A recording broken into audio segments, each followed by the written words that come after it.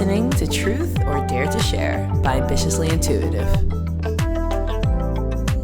Welcome to episode 3. Today we are talking about our first show, which is Beef. Again, my name is Lacey Larson. Glad to have you here. I'm going to go ahead and ask the rest of the group to do intros because you may or may not still be getting to know us. So just to make it easy, let's go in alphabetical order. Cynthia, you want to quickly introduce yourself? Hello, ladies. My name is Cynthia, and I love reading TV shows, movies, and celebrity gossip. Celebrity gossip. I remember the days when we always watched or listened to Perez. Perez Hilton. We'll talk about that another day. Save that for later. Kenyatta, want to intro yourself? Hey everybody, I'm Kenyatta Gantel, and I'm obsessed with the entertainment industry as a whole. I love acting, singing, dancing, theater, anything that involves the creative arts. So I'm happy to talk about Beef today. Yeah, excited about it. Love that journey for us. Michelle? Hi, friends. I am Michelle, and I love movies, books, my dogs, and Florida beaches. I'm excited to immerse ourselves in these stories. Thanks for having me. Cool. And I guess I should add some details about me. My name is Lacey. These are some of my best friends on the planet because a couple months ago, Amina and Raquel couldn't be here, but you were introduced to them in episodes 1 and 2. Hopefully Raquel's laying on a beach somewhere and Amina's riding a bike in Amsterdam and they are enjoying their day. But Amina asked me a few months ago if you could be doing anything in the world, what would it be? And I said, watching shows, watching movies, and reading books and talking about it with my friends. And she said, well, what is stopping you from doing that? And I said, absolutely nothing. So here we are talking about our first show, the order that we're always going to go in until we get feedback as to otherwise and feel like changing our strategy is first talking about a movie, and then talking about a book. And today we're talking about a show. And so this is our first show that we're discussing, which is Beef, which candidly I watched at the beginning of this year and I'm still processing it. Honestly, it was so good. And Ali Wong deserves all the awards for this show. But we're going to go in 3 acts if you're still getting used to the programming.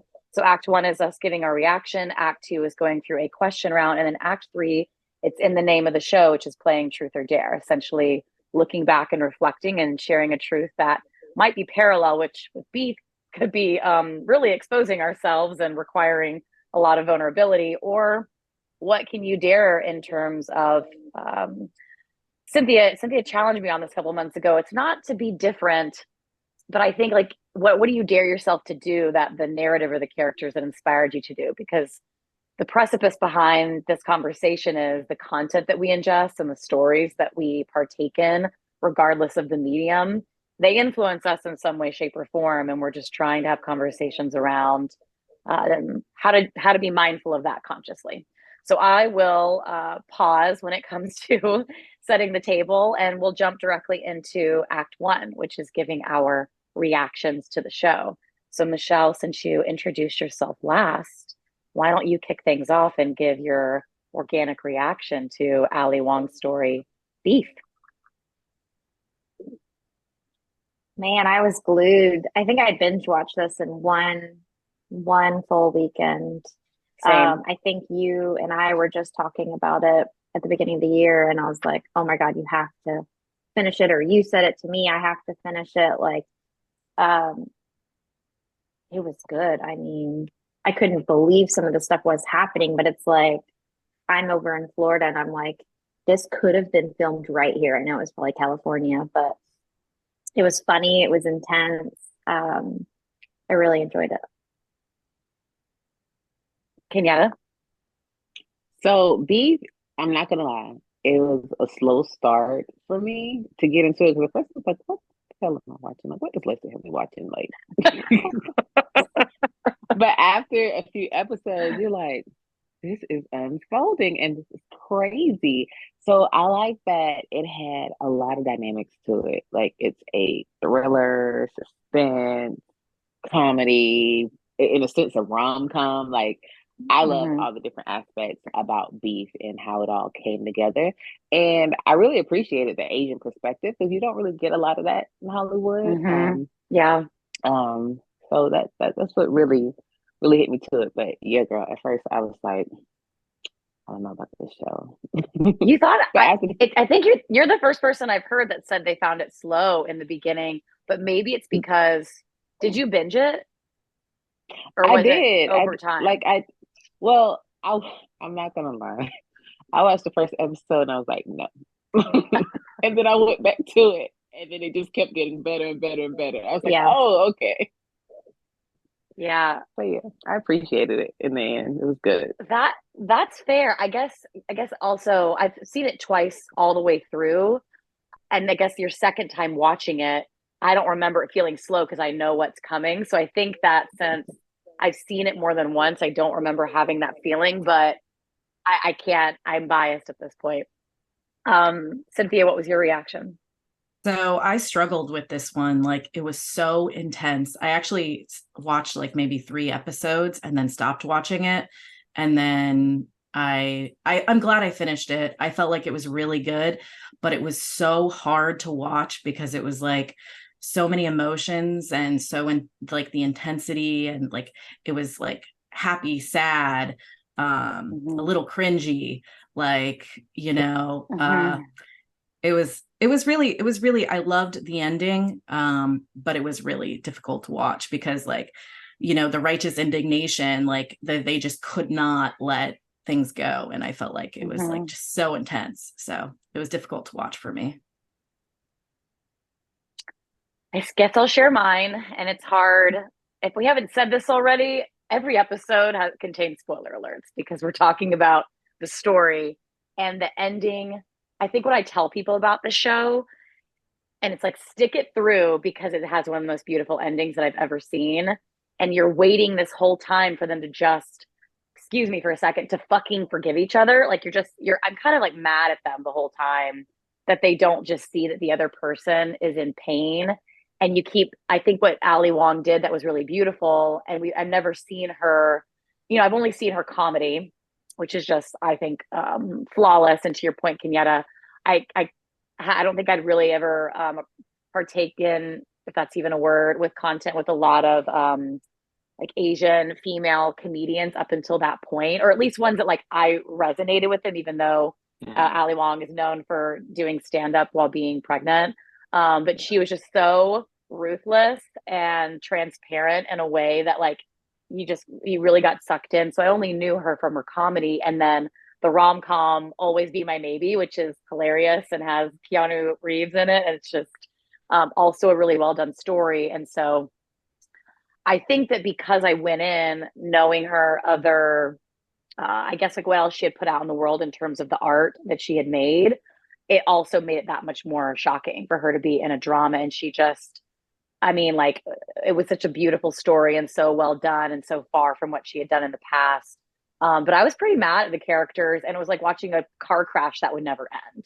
And that's like when finally at the end, when they, did psychedelics unintentionally and kind of like interwove into the other person, and they finally understood that there were more parallels to their pain than they had ever given the other person credit for. And it was just easier to take it out on a stranger than it was to um, tell the truth to their family, to the people closest to them. Like think Yeah. about all the times like of family dynamic versus with strangers. So lots of parallels, but not just one reaction. Other than I just remember being embarrassed for them, being angry at both of them, and then like it was just the most satisfying thing for them to finally forgive each other. And so, if Ali Wong ever watches this or listens to this, I definitely want to say thank you to her because she definitely created something that took you on an emotional roller coaster, even if, to your point, Kenyatta, it took a while to get to the top of that hill, I guess. Yeah, but once they got there, they took it too far every time. Literally every time. Every Like I was time. like, Cynthia, I think you had started it at some point and like didn't finish it because it was Yeah, hard to get it through. was. Yes, I watched 3 episodes when it first came out, and then I was watching it before I was going to bed, and it was just so intense. It was really difficult. So, but then I finished watching it, and I was glad that I finished it. It was really good ending. And some like really random things happen that you don't expect either. So what? Well, maybe now is the time to pivot into questions. I think, Cynthia, you said you have a couple, but I want to ask one based on what you just said. What was the most random or shocking thing that really caught you off guard? Why don't you start? Well, there was a lot, but I guess what sticks in my mind right now is like when the people are trying to rob the really wealthy lady and everyone ends up dying, basically. Oh, like I was like, whoa, like it was just so that one intense. was mine. When the So door intense. closed. Yeah, I was like, Yes. whoa, what is happening? It was really good though, and I think it was purposeful. So yeah. Kenyatta? So mine was, I forget her name because it's been a little minute, but she was like the woman who was trying to be an influencer, and she was like, "Oh, I'm on the most influential people list," and she really wanted Allie's character's approval really bad because she thought that she was just this successful stuck up bitch. Girl, when she zipped herself up in the Louis Vuitton, and the Louis Vuitton garment case, and she was just in there. I was like, what? I was like, you're crying in your $1 million mansion, having a mental breakdown, zipped up. And it didn't look like a Louis Vuitton body bag. It was like this is some rich people shit. That's a rich person sleeping bag. Right. I was like, this is so random. She's sitting there plotting her revenge on Allie, how she can fuck up her life for not giving her a review. Michelle? I mean, there were so many, but probably when I forgot which house it was, but when they go in and make the plumbing start leaking, in the bathroom, I was like, oh my gosh. I mean, talk about vendetta. I mean, they were out to get each other. I couldn't imagine that happening. And then also when she starts, oh, go ahead. Oh no, I was going to say, can we just take a moment how freely they opened their doors in this movie? No kidding. Like, I live in the South, and we do, listen, if I don't know you're coming, even with a ring, I'm just not going to open my door. I talk to people through my Ring camera. Yeah, but they always like, oh, he looks suspicious. Let me open the door. You're like, that's the most unrealistic part of the movie is unexpected visitors, like, and engaging with people that you aren't expecting to come. Yes, just let them in the house. Yeah, same thing. Like they'll have somebody come through, which is pretty common in New York apartments, to do pest control, which I can't because of Daisy. You can't see her, but she's napping next to me, and I like talk to him through the door. I'm like, I'm good. Like, I don't even. It's also not even like about trust. It's more about like they get here too early for me that I'm not out of bed yet. I'm like, I don't want. It's 7 o'clock in the morning. I haven't even thought of what's going on. When I think of the reactions, there are two for me, and my original one was, Cynthia, what you said about like the climactic. I'm learning all sorts of new words today, or making them up. At the end, when the robbery is happening, but two that were like painful for me, like super painful. One was when they lost the parents' house, like all that work that he had done to build that house, and even though it was like, he thought it was Ali Wong's character's fault, that was one that was like, it tore me apart.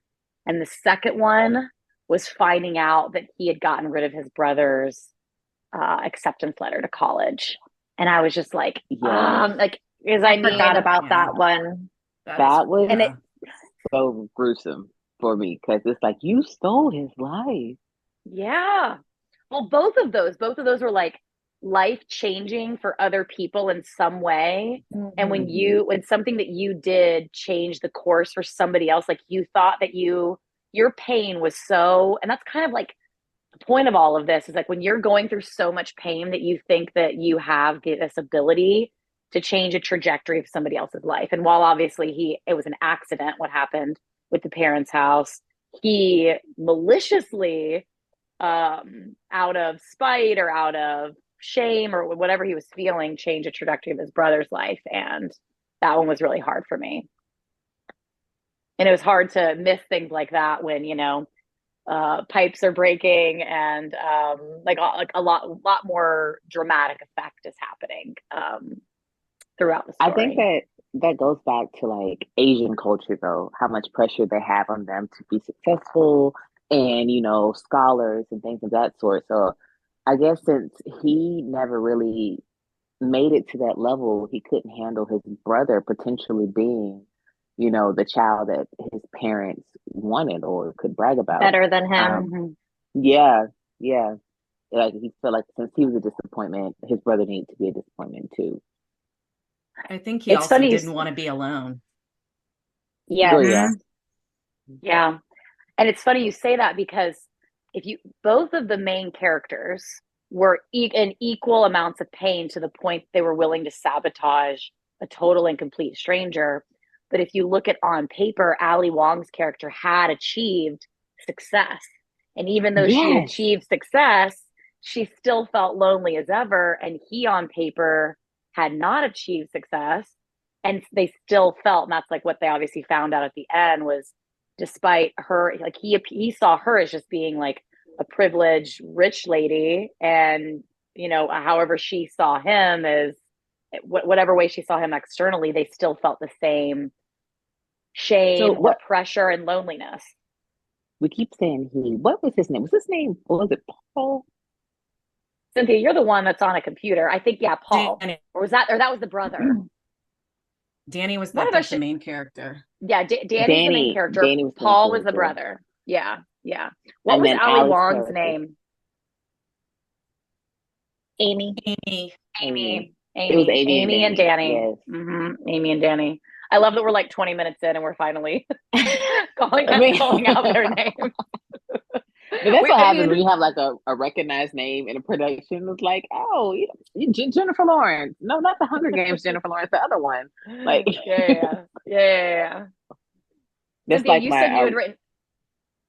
Oh no, go ahead, Kenyatta. Go ahead.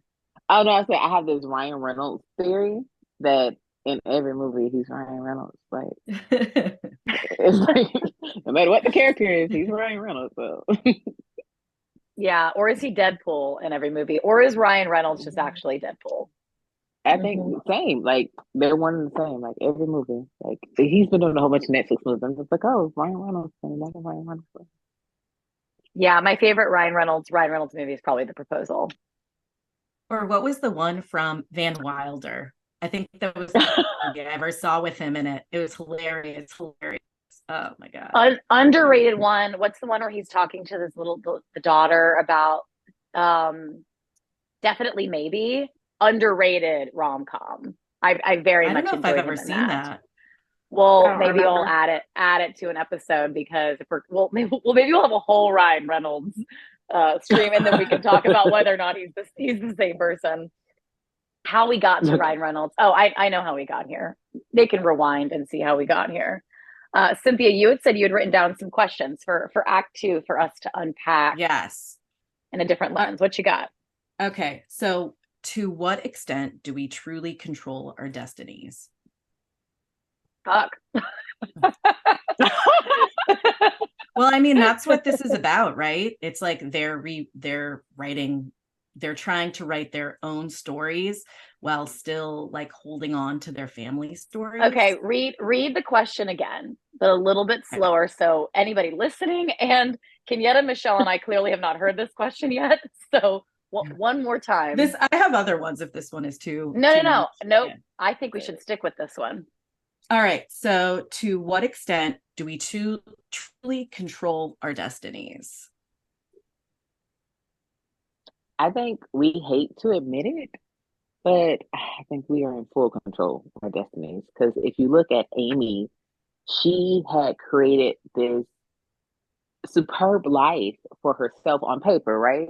Because she didn't come from a wealthy family or anything. And then here she is. She has this whole plant line that's doing very well to the point where she's about to get, put into Targets and shit. So Coyle House was amazing, and she had built herself from here up into living in, where did they live? Calabasas, where they like hinting at Calabasas through the whole thing.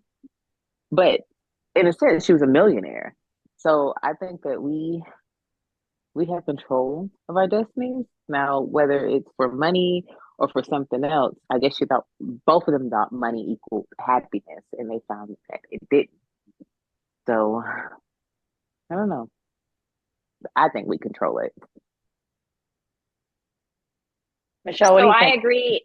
I agree with Kenyatta to the point that we do control it. Obviously, if you look at Amy and Danny, we all have different circumstances, obviously, but we still pick and choose whether we're going to eat Burger King or go to fine dining, and 50 different things can come from every decision we make. But if you believe it can happen, and obviously anger can fuel it, happiness can fuel it, but I think we do control our destiny, because you're going to pick what you do if you get into a car accident and you say, "Oh my God, are you so sorry?" Or are you going to say, "What the fuck did you do? Why were you not paying attention?"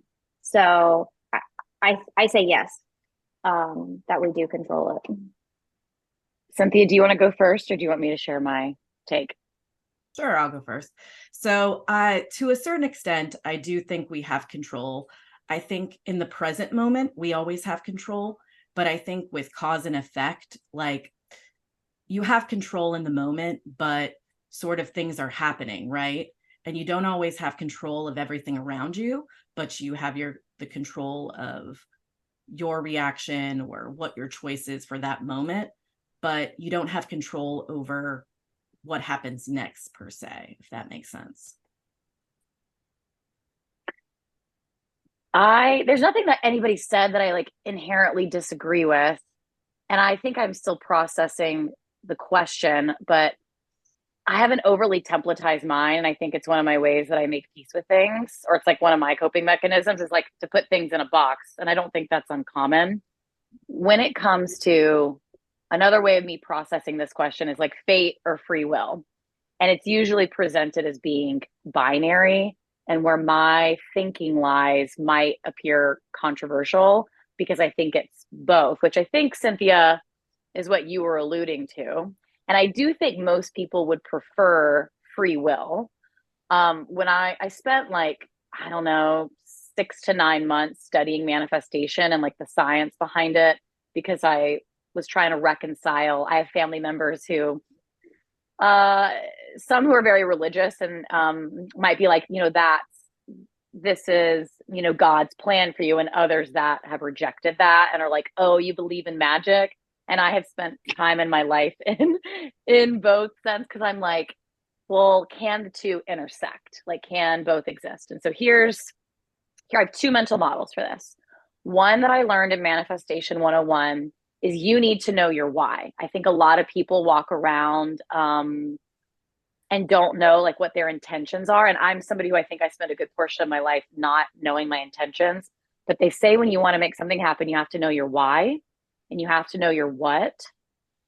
And then what is shared with the universe is your how. Like, you can't just be like, all right, I want to make an impact on the world. My why. What do I want to do? I want to have a podcast with my friends. The how is,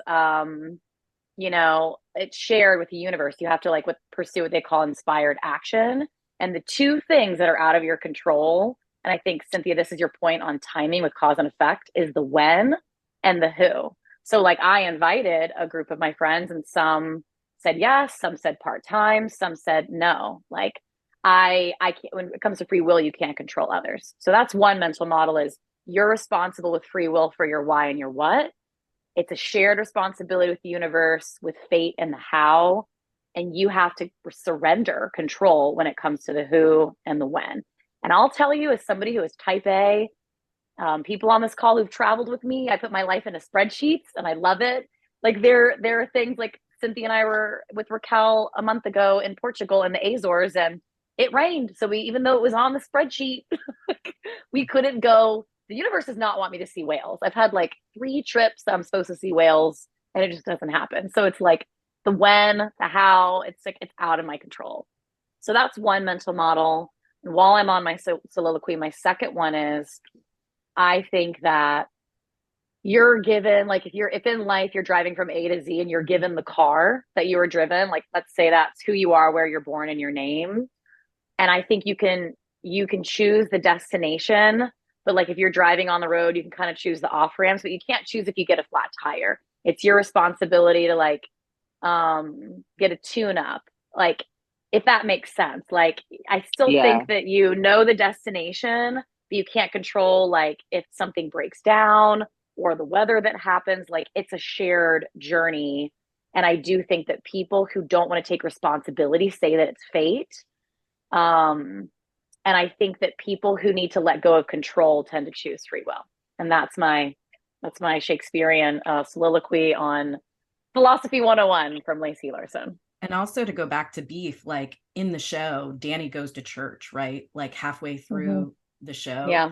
And I think that's also that idea of free will versus, releasing control. Yeah. Well, I think even this might be controversial, but I think even them having to release control when they, in the final episode, when they are in the middle of nowhere, they don't have phones, they don't know where they are, and they're forced to literally deal with the elements. And also when you're sick, like whether, I know they did not choose to do psychedelics and they ended up eating a plant that they shouldn't have eaten. Like they have no choice but to just like exist through it.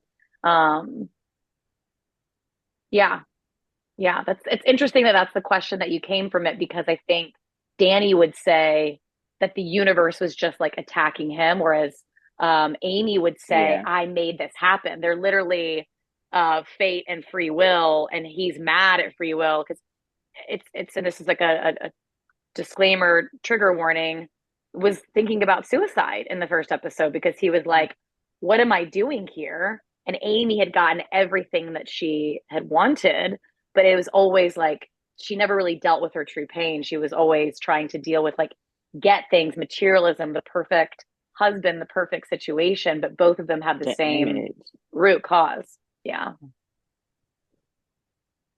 A really good Cynthia, point. you said you have a list of questions. We don't have to move on from Philosophy 101. Or is this like 301? I didn't take philosophy at Florida State. Maybe I should have.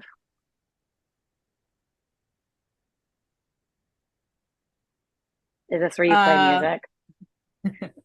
All right. So another one would be, how do the characters' actions reflect their underlying need for human connection?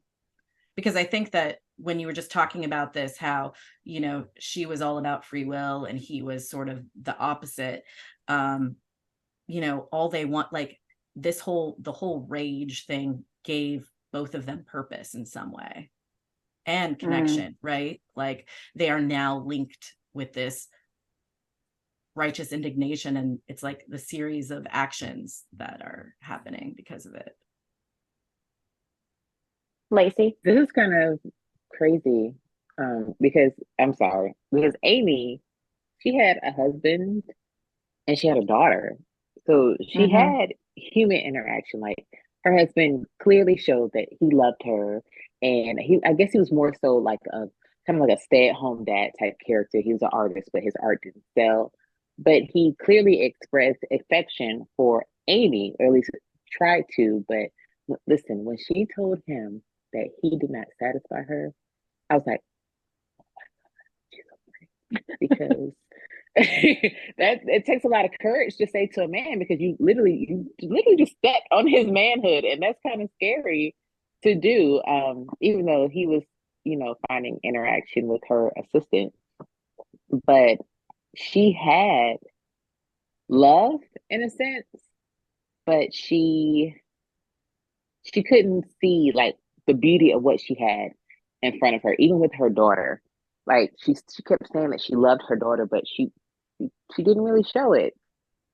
I think she didn't have intimacy. Yeah, intimacy. She didn't have intimacy. I don't think she had it with her husband, and I don't think she had it with her kid either. It's just like she just had a complete disconnect from her life. Well, didn't you learn that the reason why she was almost afraid of intimacy was because she never experienced it with her parents? She never had it modeled for her. And I remember the first time I saw on Instagram and they broke down the, not the etymology of the word, but the phonetics. Like intimacy is into me, I see. And the first time I ever read that, because I don't think I had really like, this is probably like 5 or 6 years broken down that word. And so if you don't know yourself, then you can't be vulnerable and therefore have a deep connection with somebody else. And this goes back, Kenyatta, and I wish we had invited somebody to speak on behalf, because it's like we're kind of making assumptions about Asian culture. And Yeah. and I think that and Ali Wong gave us a glimpse into the pressures. And I think I mostly heard it from, I'm a big, I don't want to mispronounce his name, but I believe it's pronounced Hassan Minhaj, because he like it taught Ellen how to say it, so I think I did it correctly. But I think I've gotten a lot of exposure from seeing his comedy or him speaking to his experience. And Ali Wong did a really beautiful job in taking the story to her relationship with her parents, and it was always very surface level. And so if you're talking about connection, again, going back to this on paper versus like what somebody feels on the inside and what are we comfortable telling our loved ones. And I think that interestingly enough, one of the reasons why one of the impetus behind us having this conversation on stories is it's easier when you see it happen in a fictional story for you to reflect on yourself. Like, am I vulnerable with my loved ones? What do I need in terms of growth from like, I'm trying to like figure out like, when do I feel like I was like vulnerable for the first time in a healthy way? And I think that we were watching them figuring it out as adults, probably in their mid to late 30s in the show. Anyway, I'm going on a rant. I'll pause. Space filler. Cynthia, you posed the question. What do you think? I think that they I actually need to reread the question because I forgot like where I was thinking. Okay. How do the characters' actions reflect their underlying need for human connection? And I guess I'm going to go back to what you said about how I think also Amy did not feel like she was enough. Like, even though she had met all of these milestones, it was like not enough. And I feel like that might be also a part, like, she did not feel the way that how she was, if that makes sense. So she did not feel inside what she was putting out there, like you said. Overall, though, I think like Danny and Amy found purpose in this terrible situation that happened. And this need, so it was about themselves, but also about the other person. So in a way, and also it led to all of these actions. Like I was thinking about when Amy started sexting Danny's brother, and like all of these, like, you know, all these things that started happening. And for her, that was giving her connection to other characters, right? To other people. Yeah. Those are some of my favorite scenes, was with her and Paul, actually, the brother, because I think that's when she finally actually started telling the truth. Or you saw her, because you know, she was trying to sell this business. So every time that she interacted with that, I can't remember that woman's name, the one who the door closed on. Oh, gruesome scene. But you saw her being that like professional, because she wanted to make sure this woman bought her business, because then she would be set financially for life. With her husband, she wanted to be supportive for him, because to, I think the point, Kenyatta, that you made earlier, he was an artist but like wasn't doing well financially, despite his parents having financial and success in the art world. And so when you finally saw her with the brother, and she was just like, you know, very much a get your shit together. Like, one of my favorite and like the most charming scenes was, I think there was like a scene when they were just like where they were in Vegas when she was presenting, and they're just like acting like kids. I think they were like jumping on the bed at some point. And that was when she was like, you know, using hippy dippy words, which I don't want to qualify it like that, but she was acting like her inner child. You actually saw her being fun and being vulnerable and just being herself. Whereas with Danny, with her being herself, going back to the question, what actions did they have? The true rage and pain that she felt was what she took out on Danny, but with her brother, she really just wanted to like exist and be seen, and just that was the first time I saw her experiencing joy. But Michelle, you have yet. I was just going to say, this reminded me too of, I forgot about this, but so her husband's mother, right? Like the connection that they had at the end, and how that like it sort of mimicked her relationship with her husband, and then she was like trying to fix it for them, and this human connection in the characters. I think that that also, because that brought them together, right? She hated her before, and then the whole thing at the end. Sorry. No.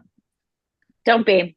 We're gonna like, if this were a drinking game, it'd be like every time somebody says sorry, but it's not.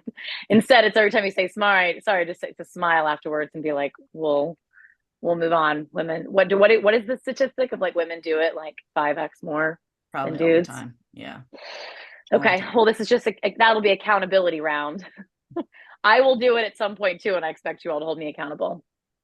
I threw your name in, Michelle, just because you've been No, I'm enjoying this. No, I like the answers. I remembered as well, Cynthia, the mother part. And I was also kind of thinking, to your question, is how he keeps his brother from going to college. That question makes me think of that situation. But refresh my memory, weren't they trying to sell the mom's furniture, or was she the person? Oh, the chair, the husband. chair. It was Amy's husband's dad. That's what he left behind. He was an artist and he made chairs. And there's just like this one chair in particular, the was something, the Goya or something. I don't know. Did it look like a hand? Yeah, something like that. Yeah, but it was like worth $100,000. But it was sentimental to them, so they kept trying to hang on to it as long as possible. Lot. I mean, there was so much creativity going on. So all those details are just amazing. What were you going to say, Lacey?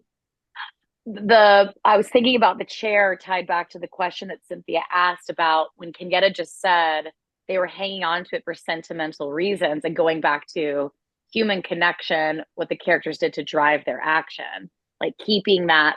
Think about why we hold on to things, to maintain a connection, especially if somebody's no longer in our lives, as somebody who's like, I think the husband was wanting to hold on to it, right?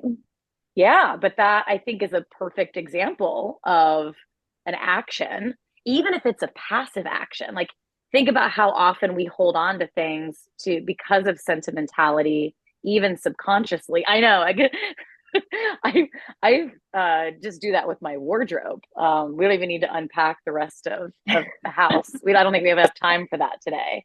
But that one particular chair was what was supposed to be symbolic of him holding on to his dad and his dad's artwork, and also him even choosing to be an artist. Like, I wonder if his dad hadn't been a successful artist, would he have felt the pressure to do that? And how often people choose career paths and because also their wealth. Yeah. I was going to say also to that's an Asian culture thing. They do follow along in the parents' footsteps, whether it be artistry, restaurants. I mean, it's a very common theme. Yeah. Cynthia, any more questions before we move on to the ultimate question of Act 3? But we have the time, we have the space. No rules here, except the ones that we created for ourselves. Do we have many rules? I don't think there's too many rules going on. Only fun ones.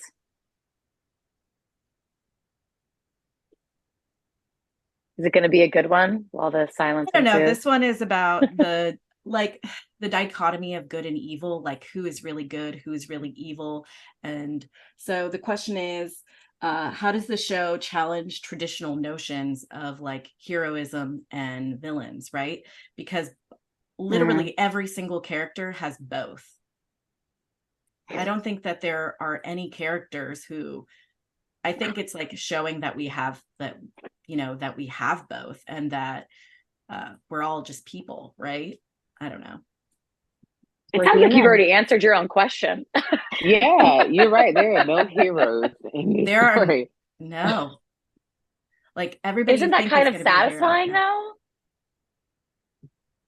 That there wasn't like one particular there wasn't nobody was a protagonist or an antagonist. Like everybody, to your point, exuded both sides. All the Yeah, way because down if to you the think church about the people. Like, husband, go ahead, Kenyatta.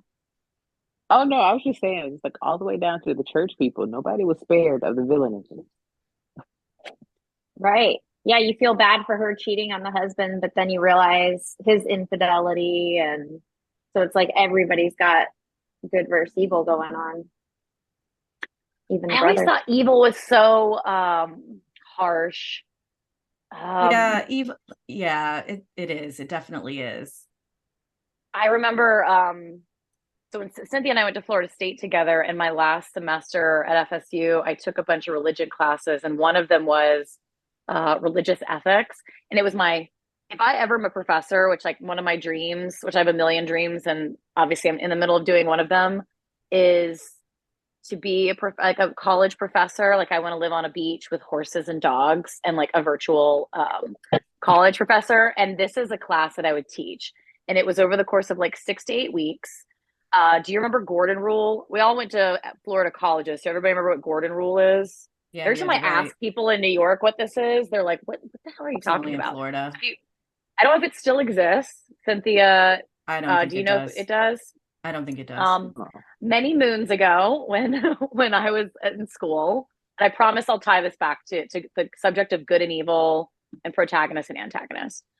So you had to write 3,000 words, and you had to get, I think, 36 credits that were tied to Gordon Rule, which means, 12 times 3, you need to take 12 courses at 3 credits that were a Gordon Rule course. And so I think I had hit at this point, because it was my last semester, I was about to graduate. And the teacher told me, or told the class in the very first class, she was like, instead of writing one 3,000 word paper over the course of the next 6 to 8 weeks, you're going to get 1 book a week, 6 books before your final, and you're going to write a 500 word paper on your point of view. And so 6 500 words papers, because she said in life, nobody's going to listen to you for 3,000 words. You've got about 500 words to get your point across, to get somebody to believe you. And I probably hit my quota in this particular soliloquy, if we're sticking to Shakespeare. But one of the books that I read was, is it pronounced Nietzsche? I've heard it said so many times. Nietzsche is what I usually hear. So there's a different philosopher talking about criticizing religion. And one of the criticisms that they gave was that, I think they were talking about medieval times maybe, and I actually don't know if this was Schleiermacher, Feuerbach, or Nietzsche, but Nietzsche's what resonates with me. That the church took the words good and bad, because like to be good versus bad, to be bad, you could be a kid and do something bad and like you can have redemption from it. But if you are good versus evil, like now it's like, is there redemption from being evil? And how just word choice created a lot of fear to then make you succumb to the rules of church. And this isn't an anti-religion spiel. It's about how word choice can be really meaningful in how we demonize ourselves. Because like, I think that's the guilt and shame that we witnessed in Beef made somebody think that they weren't have the ability to have redemption with or without religion. So if you just view the world as like, well, that person is evil, it's like going back to philosophy 101 or 301. I think that all people are good and we have a tendency to do bad things. And that gets into nature versus nurture. And there's probably a lot of examples that prove me wrong. But if you believe that people aren't worth redemption, going back to your question earlier, Cynthia, fate versus free will, you're then saying it's all fate. And you're saying like, I don't have the ability to change. And then that's a fixed mindset versus a growth mindset. So I try not to use that word, and maybe that's being politically correct, which I think some people say with word choice. Like, but I think like this is where how your self-talk fucking matters. How you talk about other people matters. That's how you see the world. And I don't think anybody is a hero or a villain. I think shit happens to you, and with the right support system, with the right connections, and with the right self-awareness, you can change. and seam. Mhm. I don't, that was way over 500 words. I definitely think that's the point of the show, right? That is the theme. Oh my God, can you hear Siri? Yes. She said Hey, five. Siri. I'm sorry, Cynthia. See, Yeah. sorry. My bad, Cynthia. Even that, my bad. Do you see how, like, I'm sorry, sorrowful, my bad, like, I'm now bad. I try to say that's me, that's on me. Like, so I took responsibility. That's my substitute. What were you saying? Forgot. That's the point of the Oh, show. that's the point of the show. Yeah. It's Mhm. like redemption within themselves, right? Mm-hmm. Mm-hmm.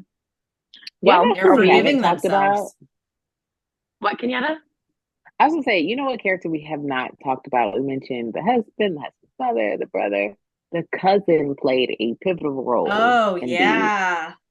Because I Yeah. think if one character showed us forgiveness, it was the cousin. Because he kept forgiving not Paul, what's his brother's name? Danny. Danny. He kept Danny. forgiving Danny over and over for literally messing his life up time after time. And he's like, okay, it's okay. I got you. You're my cousin. You're family. Even though he was doing shady stuff, he was still trying to Mhm. make sure Danny was good, that he was able to have money and survive. But in the long run, it messed him up. I don't know if the cousin died or he just ended up going to jail or what. It never really clarified that, but I think he was the one character who showed forgiveness time after time. Until For the the book.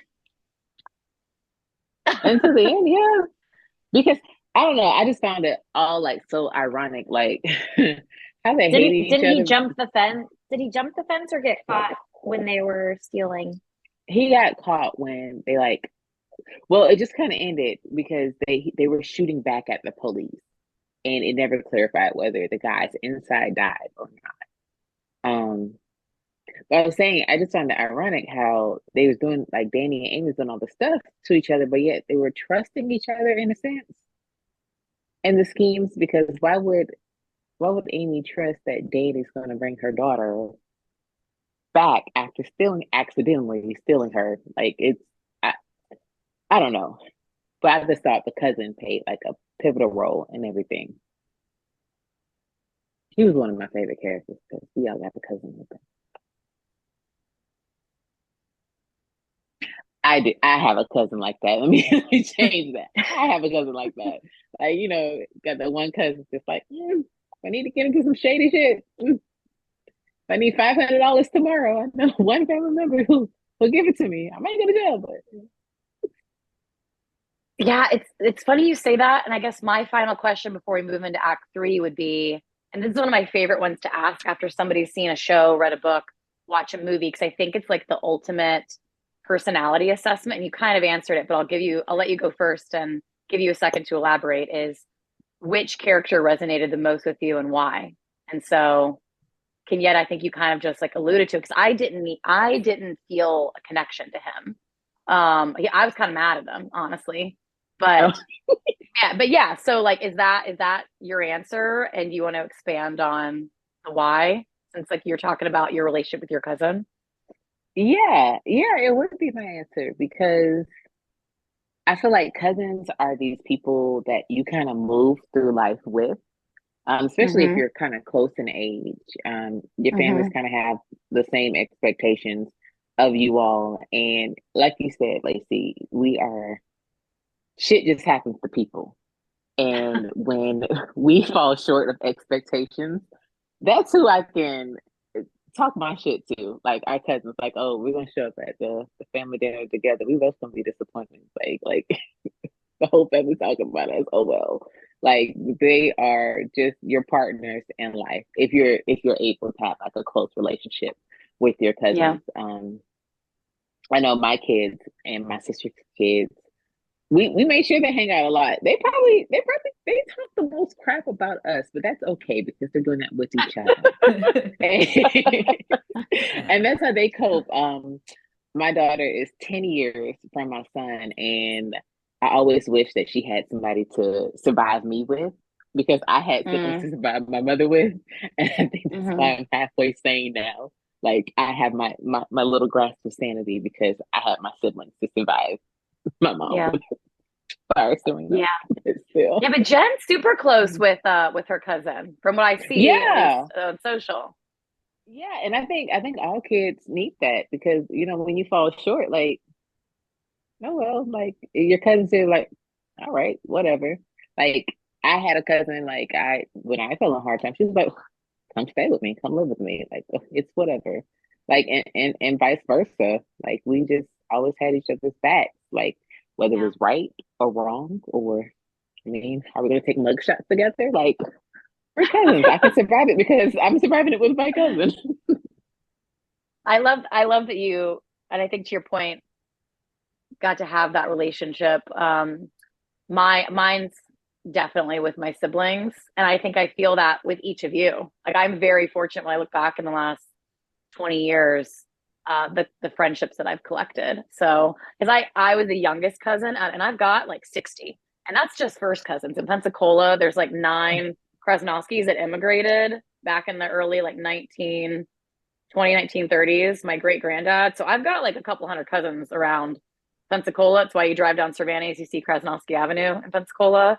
That's a different conversation for a different day. But I was like the baby, but I know that my older siblings and even like my other cousins had that. So I think that's dope. Mine is my sister. If she's made it this far and is listening, that's who no matter what happened in life, like I could show up there at any time, any point. Michelle, why don't you go next? What was the character that you resonated with the most and why?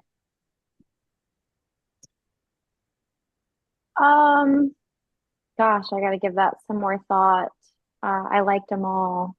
Circle back to me. I want to hear Cynthia's answer. I don't know. I would say Amy, but like I feel like it's just because she's the main character. I don't know that I feel like I felt for all of them, I guess. Mm. I didn't necessarily identify with any of them, but I guess Amy, not sure why. Like maybe, yeah. Mine's Yeah. definitely Amy, mostly because I I think that like, and I feel this way less and less as I get older, but I do remember a time when how people saw like my success in my career, how I wanted people to see me because of that. I think it can create an Mm. illusion that everything is okay. And same thing, like when you tell people that you're close to, and I don't think any of you would accuse this of me, at least in the last, like, let's say like 3 to 5 years. But I think there was a time when like you ask somebody how they're doing, you're just like, fine. And you don't really give what's happening behind that. And a lot of variables have changed for me over the years, but I do remember a time when I wanted to give the illusion that everything was okay. And I think that's what she was doing throughout the course of it. And that we almost shield the people closest to us from like what's going on deep inside. I I don't think I've ever been in that type of back and forth where I've ever intentionally tried to like ruin somebody else's life. I've definitely have been the villain in other people's stories and might still be. And wish you well, sending you love and light, whoever you are. But I think that that's every human. Going back to us all being, let's call it protagonist and antagonist instead of like good and bad. Uh, but she's who I resonated with the most because I watched her put on this facade that I felt at times. If you don't have an answer to it, you don't have an answer to it. I don't think every story you need to see yourself exactly. And I think as we get to future episodes, there are stories and characters that I'm like, oh my God, it was like watching exactly me. It wasn't 100% of the time, but that was the part that like stuck with me the most. Should we wrap up and move on to Act 3 and play what we came to play in Truth or Yeah, Dare? let's do it. Okay. Do it. Okay. Anybody want to kick things off? It's feeling super motivated. I'll do it. I'm going to choose Dare. Okay. And I am going to dare myself to be as ambitious as Amy. Because Great one. if you take it all away from her, Amy did that shit. Like, despite her mental battles and her upbringing, she was hella successful. Like, she got everything she wanted to accomplish in life. So I am going to challenge myself to be just as ambitious as her, but treat my shit along the way so that I'm not trying to kill people who I blew my horn at. So. Cynthia or Michelle?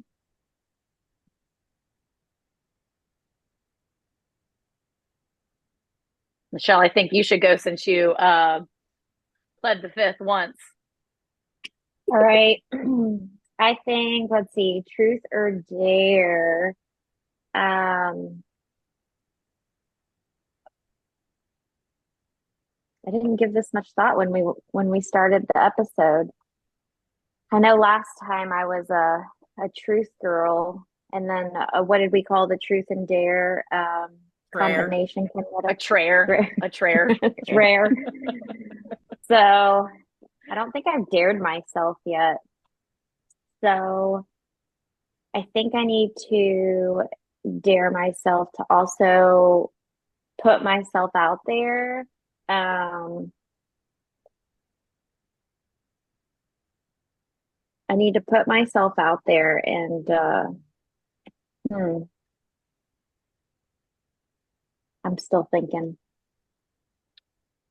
Maybe not process, but think about ways to be vulnerable.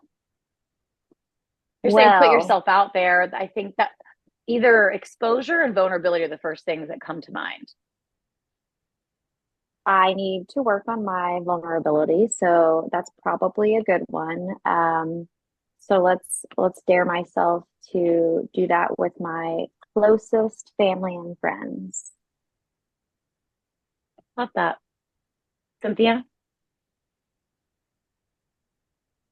Not sure. I keep thinking about it. I'm not sure. I mean, you'll dare to be more decisive.